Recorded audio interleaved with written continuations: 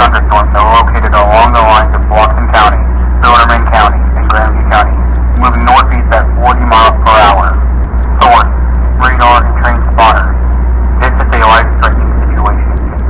Locations impacted include Boston, Bloxwood, Celeste, Riverside, and Valley View.